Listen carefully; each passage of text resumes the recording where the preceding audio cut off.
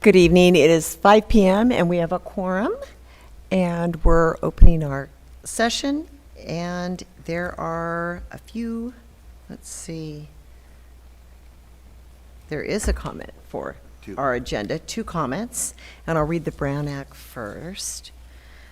Members of the public are encouraged to attend the board meetings and address the board concerning any item on the agenda or within the board's jurisdiction. In order to conduct business in an orderly and efficient manner, the board requires that the public presentations to the board comply with the Board Act 93-23, including the following. Members of the public wishing to address the board must complete a request to address the board card prior to the meeting and give it to the board secretary. The board president will recognize each person who has requested to address the board at the proper time and invite them to speak from the podium. The speakers must announce their name prior to addressing the board. All comments are limited to 3 minutes per person or 20 minutes per item. The board may not legally take any action on any item not specifically listed on the agenda. If there are any concerns regarding specific individuals, it is preferred that the speaker refrain from naming them publicly by respecting their privacy. Thank you for your consideration. And we will start with Andrew Walford, please. Thank you.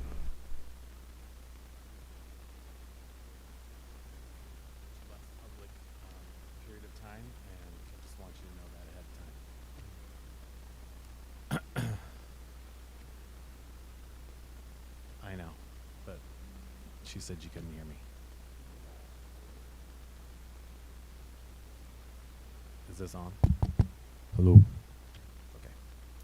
Okay. Good evening, Andrew Walford, 20-year veteran teacher at Valley Center High School. I feel compelled to speak to you tonight to share my perspective as someone who's been recognized as a teacher who consistently goes the extra mile. In fact, I won an In Kudos award last week.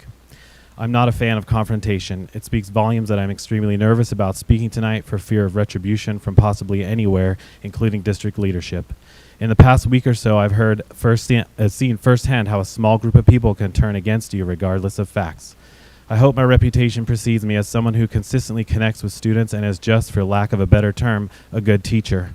I rarely speak out, but I need to share some difficulties this year I had personally and professionally. I've lost so much confidence in our district. When I started here in 2003, it was a place that was widely known as a fantastic place to work and learn. People were happy here. In 2023, I'm not going to stand up here and say that everyone is miserable, but it feels more like the heyday is behind us. This school year was riddled with strife, a terrible fight on video, after effects on my school, classified staff upset about negotiations, students vaping in bathrooms and in class with no way to stop it, complete and utter disrespect for teachers from more students than ever before with little to no consequence, disrespect and disdain for teachers from community members, a teacher physically attacked by a student, and shortly after, a meeting called to set our mind at ease about the incident, which turned into a verbal and intimidating attack on a fellow colleague who also happens to be my wife. I could go on, but I think you get the point. A lot of negativity was felt by myself and my colleagues. I'm uncomfortable in my place of work, and it feels like we are continually asked to stay positive. Great things are happening in VCPUSD. Let me make one thing clear. Great things are happening here. But for the life of me, it seems like we want to focus on those things, which we should, but ignore the negative. Our district seems to hope that the problems will go away or get better on their own. There are 200 teachers who could problem solve and help, but we aren't asked. I feel the lines of communication are closed. I cannot remember the last time an admin or a board member came to visit my classroom to learn about what work is happening. My door is wide open. It's been years and years. There was an attempt in the last few days of school to get some input from teachers regarding safety and student behavior. 2 to 3 teachers per site were allowed to attend. I would like to expand this to all willing staff. I have so much more to say, but obviously I can't fit it into 3 minutes. For the past few months, I've been planning my exit strategy, applying for jobs elsewhere. I feel as though I don't belong here anymore. Would anyone even miss me? This is proving challenging due to years of experience in teaching and lack of experience in anything else. It is personally difficult because this place is all I've ever known in my adult working life. I've poured my heart and soul and endless hours into life in Valley Center. I wish I could explain more. I encourage any and all of you to reach out to me to continue the conversation about how we can improve our district to be the best it can be, a true educational community where everyone has a voice and a place where I am proud to work again. Thank you, Andrew. And next is who, Janelle? And next is Janelle Vasquez. Thank you.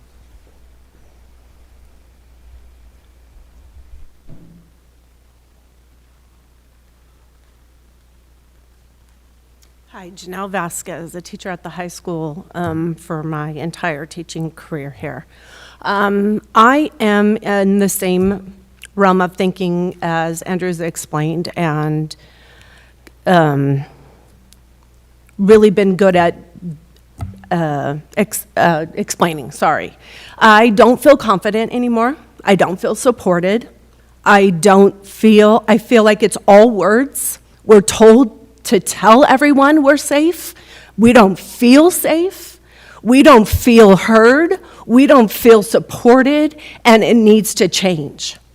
We are with the kids, and I feel like our people above us, I guess that's all really, our administrators, are really disconnected with what's going on in our classrooms and how chaotic we're left to deal with.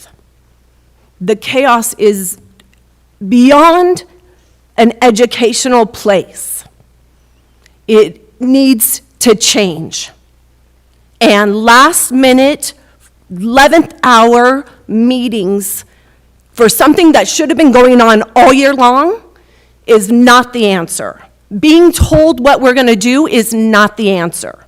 We need to be asked, how can we be supported? How can we be helped?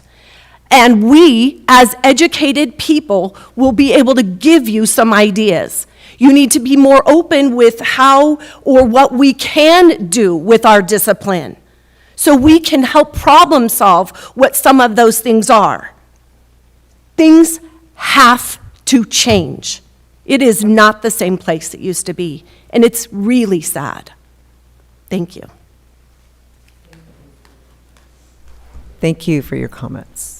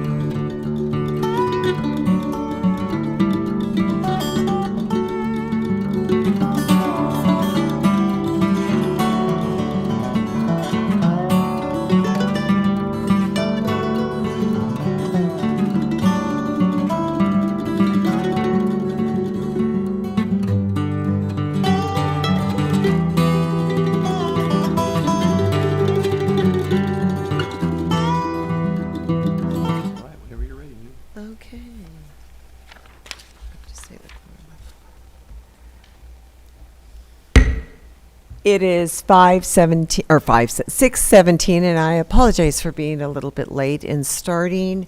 We have a quorum present, and we will start with the Pledge of Allegiance, led by our superintendent.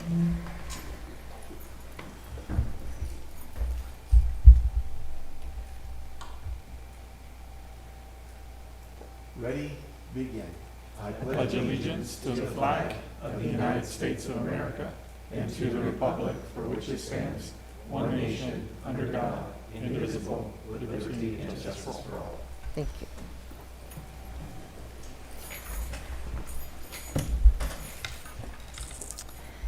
There is nothing to report out of closed session this evening, and we will move right on to the approval of our agenda, additions, deletions, or corrections. Do I have a motion? Also move. Okay, thank you. And any discussion? And let's take the vote. Member Benjamin? Aye. Member Caputo? Member Kolb Senior? Member Polito? Member Stroh votes aye. And request to address the board. We have no requests to address the board of that. Thank you. We will move into our superintendent's division, and the board will hear a presentation and conduct a public hearing on the 2023-2024 LCAP Local Control Accountability Plan. Assistant Superintendent Mark Halewood will present to the board at the end of his presentation, we will hold a public hearing on the LCAP. This item will be brought back before the board's approval on our next meeting, Thursday, June 22nd, 2023. Will now. Okay.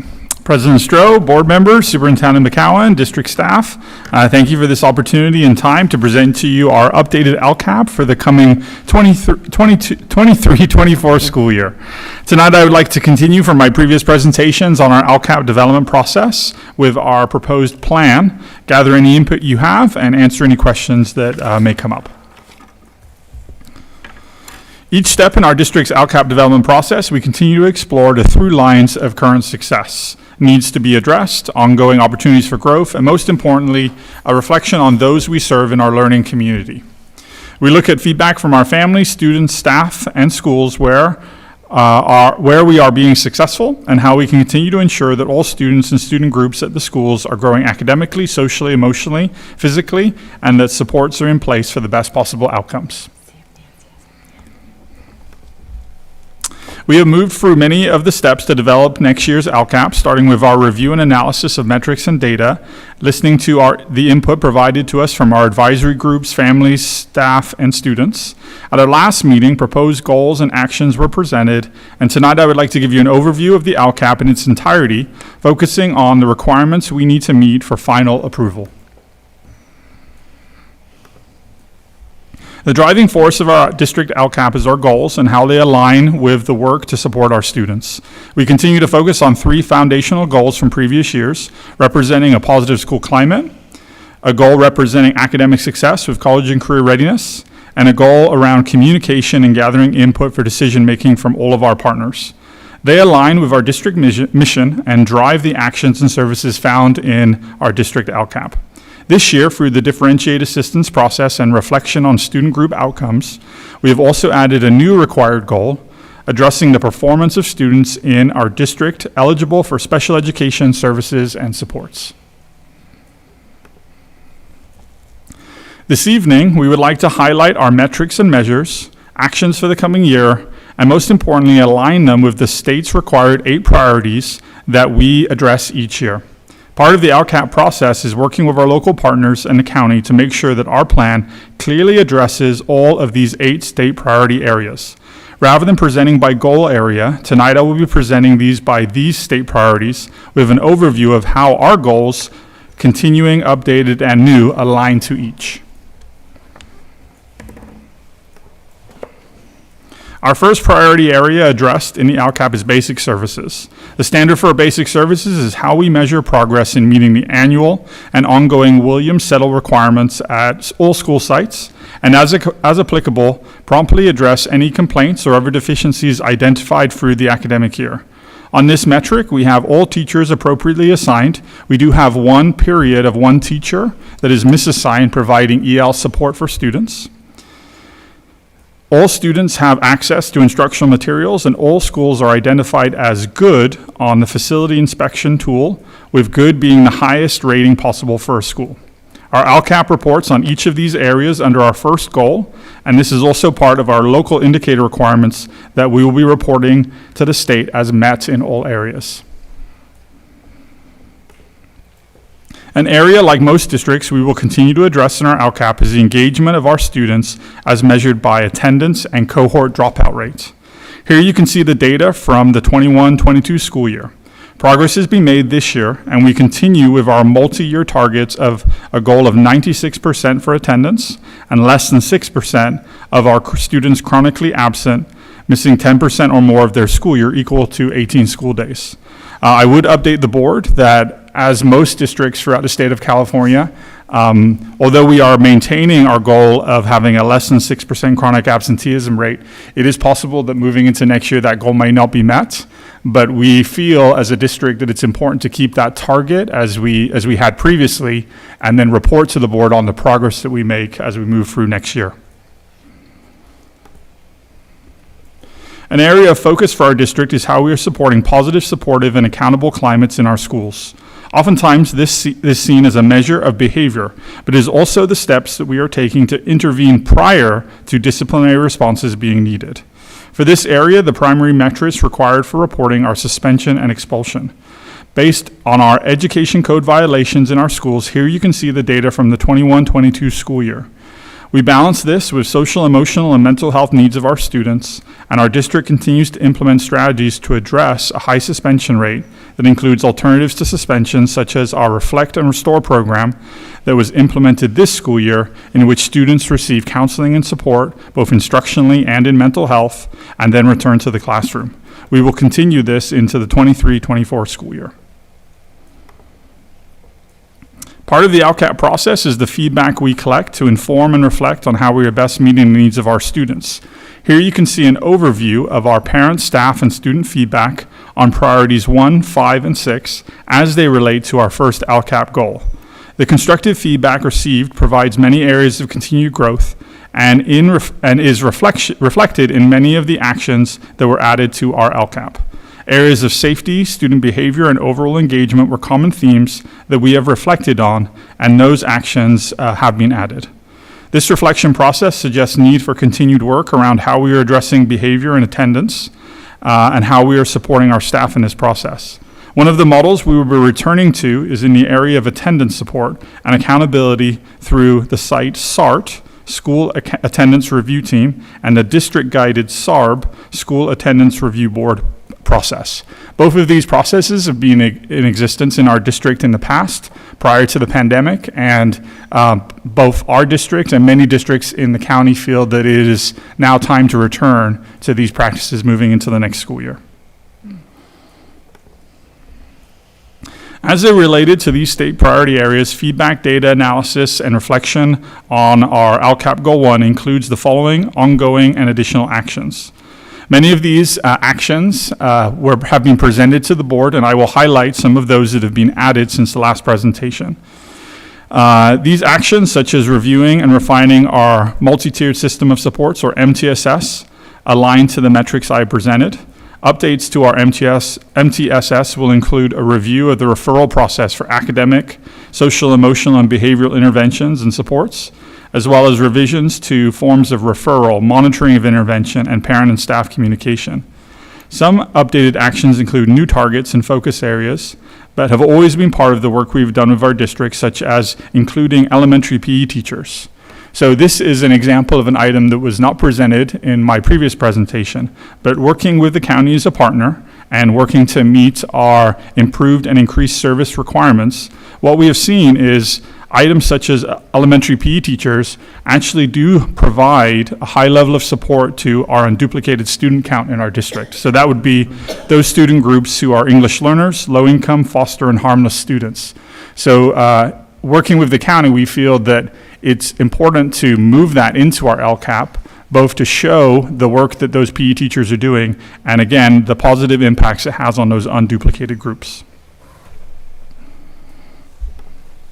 Next, I would like to address the next group of state priorities and how our second LCAP goal and actions meets each of these areas.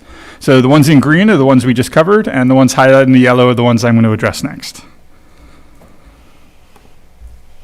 We annually measure our progress in implementing state academic standards and curriculum frameworks. So priority 2 of the state priorities is the implementation of state standards.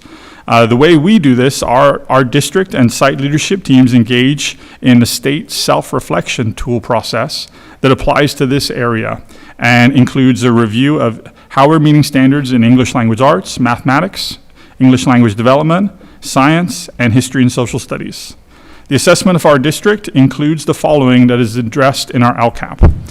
Continuing with professional learning communities and making sure that formative and summative assessments are being done in all classrooms and common through those classrooms, leading to intervention strategies and areas for student support.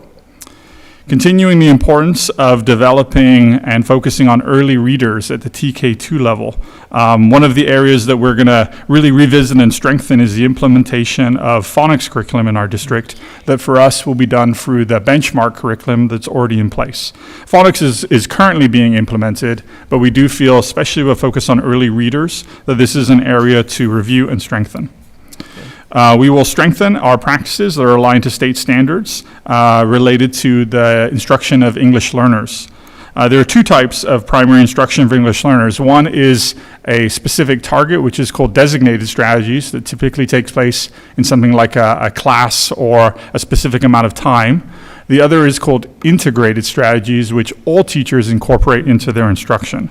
You'll see in our LCAP this year that the focus on integrated ELD is an area that will be worked on related to professional development and supporting our teachers. We also plan to continue to deeply implement a standards-aligned curriculum, which does mean we will be reviewing some of the curriculums that we currently have in place to make sure that they are meeting all of our students and educational partner needs. Student achievement is a reflection of student performance in our district as measured by state-reported elements. Graduation is one of these and is a strength in our district with a increase in graduation from the previous year to a 94.6 graduation rate. This suggests that we are well on the way to meeting our 3-year goal of 96% for all student groups. And this is a measure where our entire learning community, staff, students, and families need to be congratulated for all of their efforts. This slide also denotes how we are doing on our college and career readiness indicator. This state indicator is a sum of TK12, the TK12 matriculation experience combined with graduation rates. Students meet this measure through preparedness in multiple areas rather than just one. Those include completion of a CTE pathway, meeting A through G requirements, or passing AP tests. In past years, we've been given an overall percentage of how our students are prepared in college and career readiness. The state has put a temporary pause on this indicator for multiple years. So here you can see some of our the elements that are being reported and the outcomes for students in our district. It is our expectation that the state will resume the full reporting of this college and career indicator moving into the 23-24 school year. And so here's a good idea of where we have been, and we do believe that this school year we have made growth in this area, and that when the indicator goes back to being reported, that we will be on track to our 3-year goal. Okay. Here's an overview of some of the other elements that are part of this student achievement priority. And here you can see many of these are ones that I have presented to the board in the past. So these are all based on the 21-22 data that is available on the California Schools dashboard. This also includes physical fitness testing, where currently the state requirement is only to report participation. But our goal is to have the highest participation rate possible, and then it is also possible that this will be a measure that returns to its pre-pandemic formula, where it's focusing on the areas of health and the areas of physical education that our students receive. Moving into the next school year, our district will put into place additional formative assessment strategies and systematic assessments throughout tested grade levels that will be things like interim assessment tools that are provided to us by the state, and also making sure our own curriculum assessment tools align with each of the areas listed here. LEAs such as ours are required to increase or improve services for unduplicated students. As I mentioned, those are English learners, low-income students, foster youth, and homeless youth. And we need to demonstrate, to meet state requirements, how we are improving or increasing the areas for these students as compared to the services provided to all other students. The intent of this increase or improved services is to make sure that we are addressing the needs of those student groups and improving their outcomes.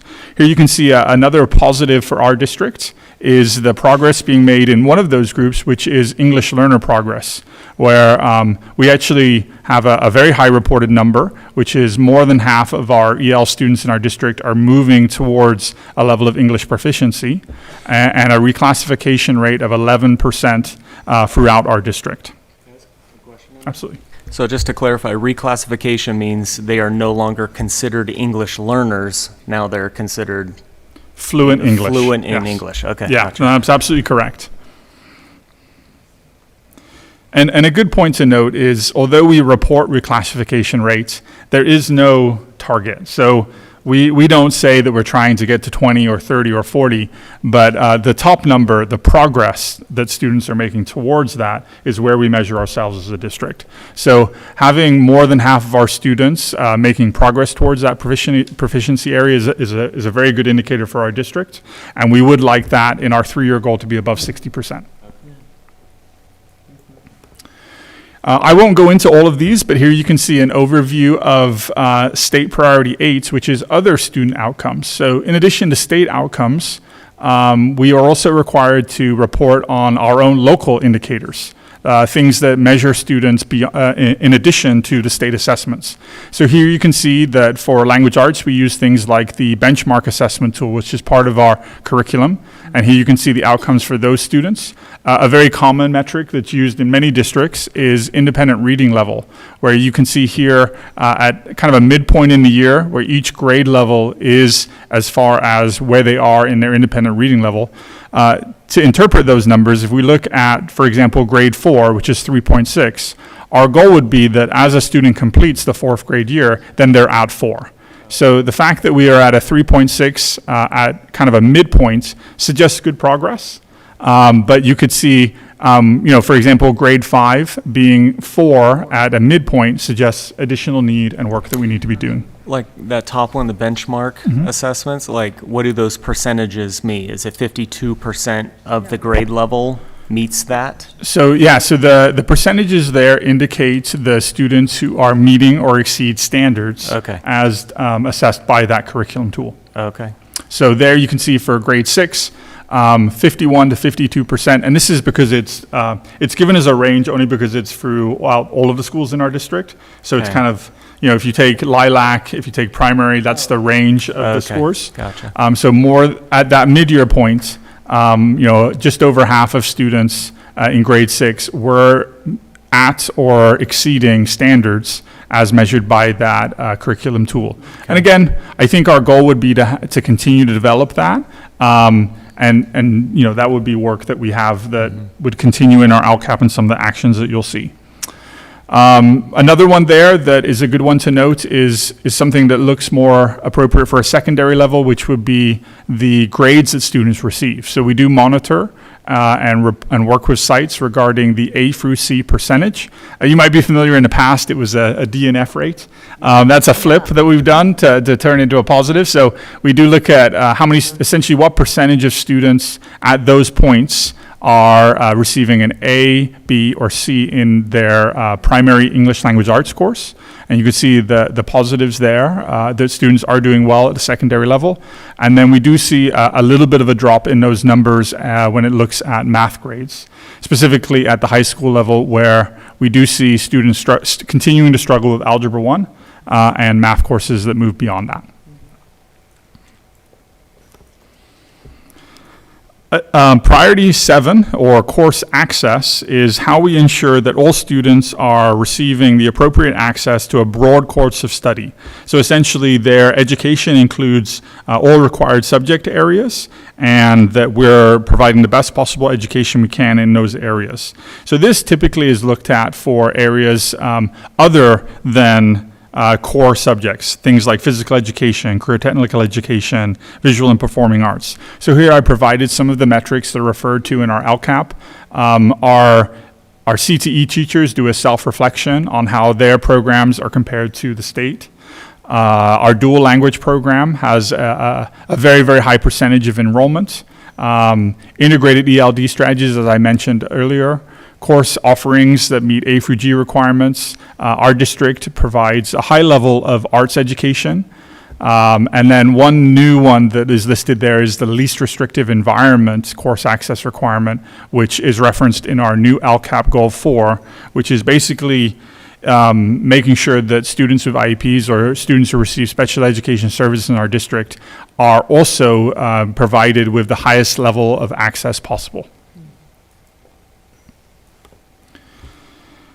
So here you can see how priority 2, 4, 7, and 8 relate to our second LCAP goal with our district survey results, where for the most part our district feedback is very positive, and this leads to some of the reflections and analysis that's listed in our LCAP for next year, which is to continue our robust and diverse offerings, continue to support college readiness, the arts, and EL supports. And then we do have actions in our LCAP that relate to CT articulation. And the idea there is CT is not just a high school requirement. It starts in middle school. It starts even earlier. But how are we connecting that as a through line through our district from middle to high and then leading into an environment like Palomar College? And then continuing to work in updating our curriculum and assessment tools. As I mentioned, reviewing the curriculums that are currently in place. And at Thursday's board meeting, there'll be some of those items that'll be presented to the board. So here is an overview of some of the ongoing actions and some of the new updated actions. As with the previous goal, I'll highlight some of the ones that have not been presented to the board previously. Most of these have been added for the same reasons as I mentioned before, where as the unduplicated student count in our district continues to grow, we're finding that our own staff is providing a very, very high level of service to those students. So in order to work with the county and meet those requirements, for example, library technicians is directly having an impact on those students. So we've gone ahead and reflected that work in our LCAP for the coming year. So it's not something that hasn't been done in our district. It's in existence, but we're honoring the fact that those librarians throughout our district are providing a direct support to English learners, low-income students, foster, and homeless youth. So where it says new, I just was. Yeah. The new or upgraded, so that's, because we've had MAPTOSs before, different, that is just, you've elevated it or up? So yes, so some of those are new, some of those are updated. The ones that are in italicized, a little hard to read, those would be ones that are updated. But for example, the mathematics TOSA is a new addition for the coming year. We've had mathematics TOSAs in the past, Right. but one of the things to continue to work on the area of math in our district, we do feel that a teacher on special assignment is going to be able to support that work at a much higher level. So that would be an additional and an updated action, a new action for the coming year. Okay, sounds good. Thank you. You're welcome. So here you can kind of see that we're coming to the end of where we are, the lights in the tunnel. So we have one more state priority area that I'll address, which is parental involvement. So this is where efforts by the school district and schools are to seek input from all parents and to engage parents in decision-making, as well as promoting participation in the programs and working with us to meet the needs of all students. So here you can see parent advisory participation as it occurred this year. So our school site councils, or SSC, had a very high rate of attendance from parents. Our Title VI community had a high level of attendees attending each meeting. And then for our English learners, our ELAC and DLAC parent advisory meetings, each meeting had one or more parent in attendance. And all that means that one seems low, but we have had some work that's continued to make sure those meetings are representing and have parents in attendance. So one or more parent at each meeting is definitely a good step towards our goal. And then the district workshops that we've provided this year, this is just a sampling, but we've had family learning nights that cover literacy and reading, mathematics, and then at the secondary level, financial aid and college applications. And then this would be in addition to parent conferences, back to school nights, all of the other errands. These are specific targeted family learning nights that we provided. And how were those attended? I know that high school is usually pretty well. Yeah, so the financial aid and college applications were very well attended. The literacy for learning night and the mathematics learning night didn't have a huge level of attendance, but the parents who were there, we kind of see it as a build. It's been a little while since we've held family learning nights of this style, and so kind of bringing them back, continuing to make sure they're being communicated highly so that we can continue to grow that participation. Okay, thank you. You're welcome. So this brings us to LCAP Goal 3, which I won't read it, but essentially it relates directly to Priority 3 from the state. Here you can see just a quick overall summary of some of the feedback we received. Again, very positive results with some growth in our student percentage as to making sure that students do feel that they have direct access to provide input and kind of a voice as to what's taking place at their school site.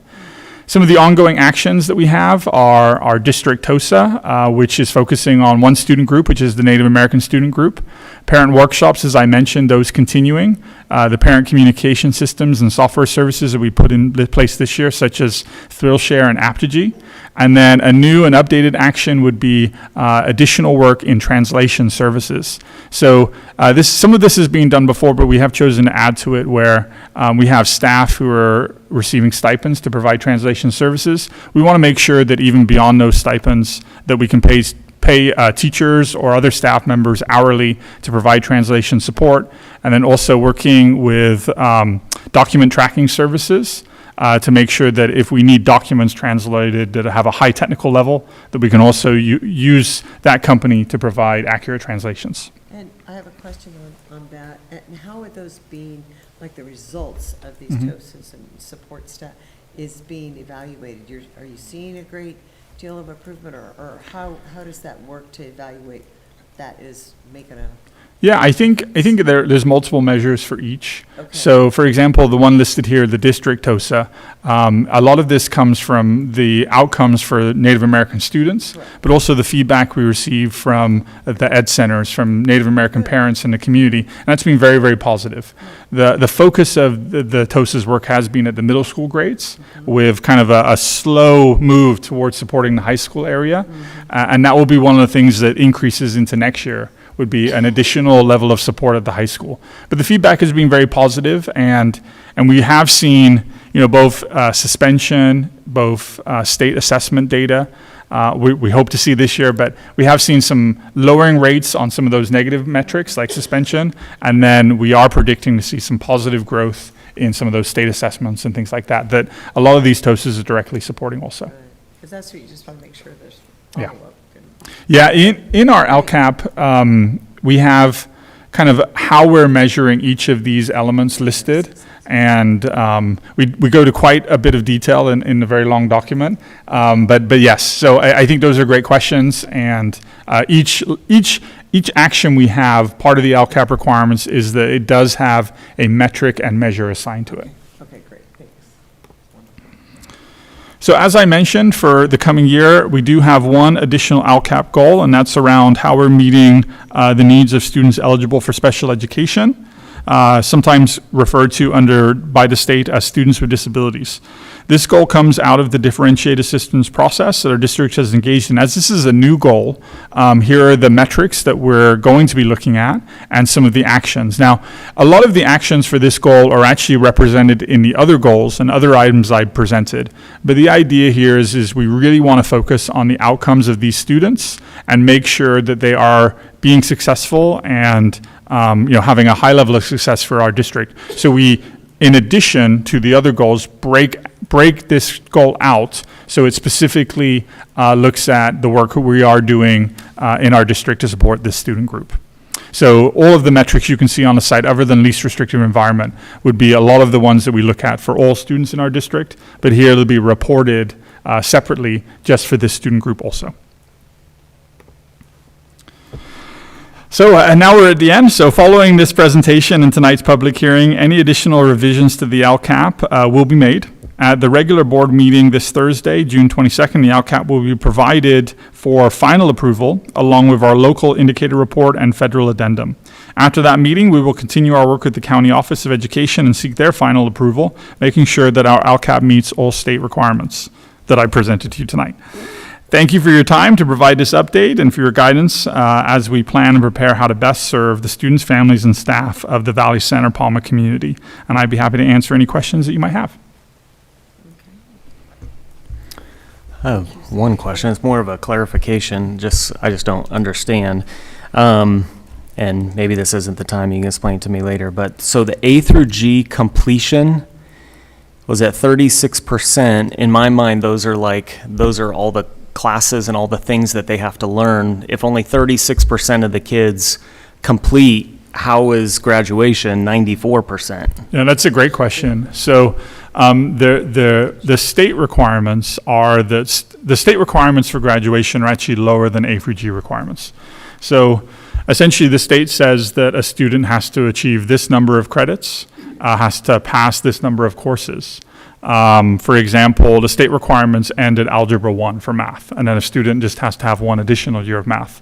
Whereas A through G requirements for math require multiple years of math, and things like Algebra 1 geometry, Algebra 2 pre-calculus. So that's sometimes where we see a difference. Another area would be science, where A through G requirements for science are essentially 2 years of a lab science with a recommended third year. And so some of our students will do 1 year of lab science, but then do an alternative science course that doesn't meet lab science requirements for their second year. So that's where we see the difference. And then another area is world languages. So although many of our students do go through world languages, not all students will complete multiple years, as that's not a graduation requirement, but it is an A through G requirement. So A through G is essentially the metric used by the UC CSU system for their basic entry requirements for a four-year university. Okay, so to get into a university, you need to pass A through G, not necessarily to graduate. Correct. Okay. Yeah, a four-year university would specific, and because we're in California, we use the A through G, which is the UC CSU requirements. I would say universities outside the state of California often use the same requirements, but they don't necessarily call it A through G, but it's very, very similar. So most four-year universities have that same level of requirements. Okay, cool, thank you. You're welcome. Any other questions? Oh, great, thank you, great presentation. You're welcome. And we'll now move in.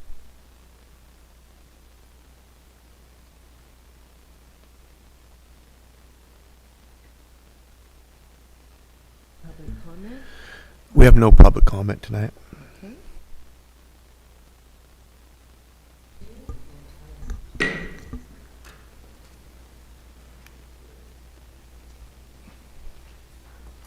We will now move to the business division.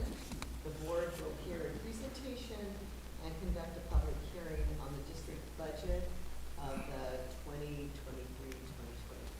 school year. Chief Business Officer John Peterson will present the board, and at the end of his presentation, we will hold a public hearing on the budget. This item will be brought back before the board for approval on Thursday, June 22nd, 2023 meeting. Thank you. Thank you, President Stroh. Thank you for allowing me to present the 2023-24 proposed budget before our public hearing this evening. First and foremost, I have to thank our Director of Finance, Michael Aviles, for all of his hard work on the budget, as well as his hard work on our interim reports. This important work could not be accomplished without Michael. I am presenting to you our proposed budget for 2023-24, which is based on assumptions from the governor's May revision.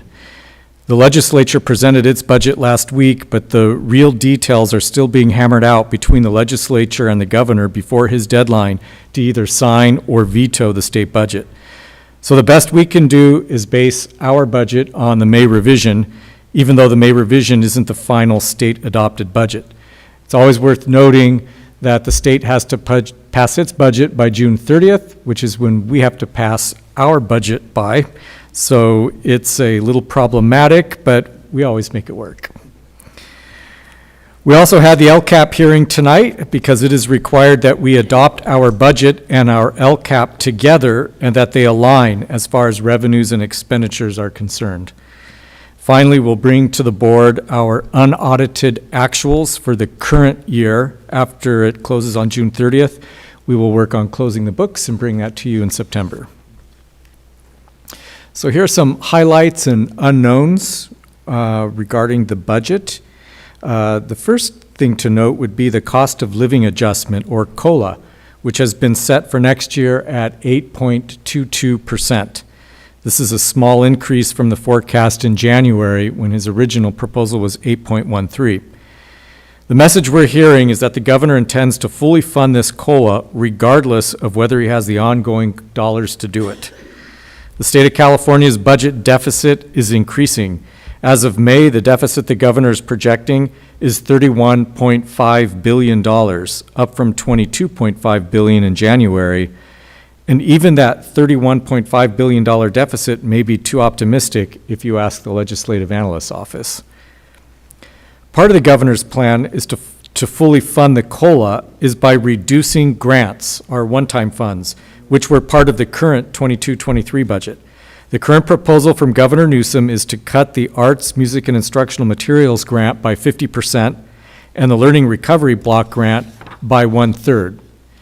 For the Arts, Music, and Instructional Materials grant, just to note that we've only received 50% of the funds, ironically. So it's likely if this cut remains in the final state adopted budget, what we've already received is all we're going to get, which is different from the Learning Recovery Block grant, in which we've already received all of the funds. If this cut remains, what's likely to happen is that the state will reduce one of our future LCFF apportionments this fall to account for the money we receive but are no longer entitled to. It's curious that the Legislative Analyst's Office recently advised the legislature to reduce the COLA to 5% and retain those two one-time grants, especially in light of the growing state budget deficit. However, based on what the state legislature did last week, it doesn't appear that this is the route either the legislature or the governor is going to take. Our last highlight is to note that our attendance rate has not recovered to pre-pandemic levels. We used to average about a 94.5% attendance rate, but we're struggling to hit 90% now. That reduces potential revenue to the district. Our 2023-24 budget and the multi-year projection are based on these assumptions: an enrollment of 3,731, which is based on a cohort rollover study and represents a decline, an unduplicated pupil percentage of 63%, a funded average daily attendance of 3,557, which is based on the relatively new 3-year rolling average, a COLA of 8.22%, the employer contribution to STRS remains at 19.1%, but the PERS contribution increases to 26.68%. And as previously mentioned, we are expecting to see our Learning Recovery Grant cut by 1/3 and the Arts, Music, and Instructional Materials Grant cut by 1/2. So based on those assumptions, the estimated revenue for the budget for the following year includes LCFF sources and property taxes of $48.9 million, federal funds of almost $6 million, other state funds of little over $5 million, and local funds of almost $6.2 million, for total projected revenues of $66,277,000 and some change. The estimated expenditures include about $25 million for certificated employee salaries, about $9.4 million for classified employee salaries, about $15.9 million for employee and retiree benefits, $2.4 million for all of our supplies, almost $7.9 million for services and other operating expenditures, about $3.4 million for capital outlay, and other outgo of almost $122,000, $215,000 in transfers out, for total projected expenditures of about $64.7 million. In summary, the general fund is estimated to have a beginning fund balance of almost $30.8 million. After accounting for revenues and expenditures, we expect the ending fund balance could be $32.4 million almost. The assumptions used to generate all the multi-year projections are based on the recommendations of School Services of California and the Department of Finance. I've already shared the assumptions for 23-24, but you can note that we have assumptions for 2024-25 and 2025-26, which show projected COLAs of 3.94% and 3.29% in the 2 out years, and a continued declining trend in our ADA. Based on the assumptions just shared with you, this is the summary multi-year projection. These projections begin with our projected beginning balance and then include the projected COLAs for the next 3 years and assume that we will be carrying roughly the same teaching sections and staffing levels in the out years. The MYP includes overall decreases to revenue due to enrollment decline and ADA decline despite the COLA that is applied to the LCFF, and the MYP includes increases to PERS along with step and column increases. Our reserve balance could remain relatively flat. However, these projections do not include any potential salary settlements which would dramatically change these projections. The projected ending fund balance of about $18.8 million is allocated to various assignments and commitments, $32 million. Some of which are mandated, such as the restricted funds and the reserve for economic uncertainties, and some are our own commitments to meet future needs during budget development. For example, it would be wise to have a cushion to soften the impact of declining enrollment now that the ADA hold harmless period has ended, and to set aside some funds for necessary deferred maintenance needs, technological device replacement, and to replace aging school buses. As I previously mentioned, our biggest current challenge is our declining average daily attendance, which is dropping off faster than our enrollment is declining due to a lower attendance rate. If we could improve our attendance, not only would our revenues increase, but the academic achievement of our students would improve as well. So what's ahead? A public hearing on this proposed budget will follow this presentation tonight, and then the budget will be acted on by the governing board on Thursday. If the state throws any curveballs at us by adopting a budget significantly different from the May revision, we can revise our budget in August. As always, we will keep our eye on the ever-changing economic dynamics in our state. And that concludes the presentation. Thank you for your time and attention in hearing this summary of the budget for next year. Thank you for your You're welcome. very, very informative presentation. Thank you. And any questions or comments? Being none, we will go into our time in. We will budget in at 7:02. Time in. Is there any public comment on the budget? Being none, we will time out at 7:02. And our advanced planning. Next regular board meeting will be June 22nd, Thursday, 2023 at 6 p.m. And right now, the board will return to closed session for discussion only. There will not be anything to report out of closed session. We will return back to open session to adjourn the meeting. We will now end the recording time to move into closed session.